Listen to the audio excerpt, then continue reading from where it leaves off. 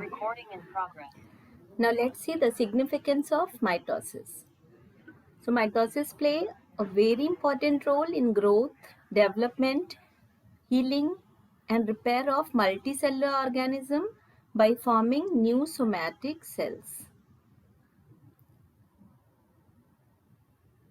So it play important role for growth, development,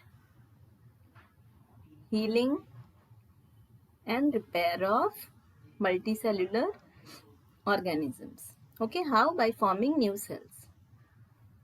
It also maintain chromosome number of parent cell in the daughter cells, as mitosis is equational cell division. So number of chromosomes are as equal as in parent cell.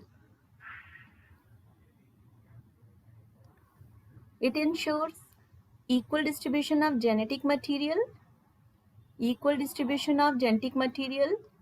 and also maintain characteristic of species.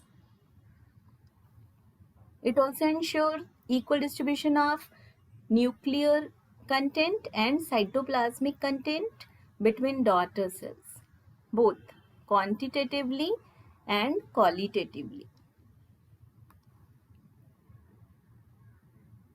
And it also play a significant role in asexual reproduction of unicellular organism.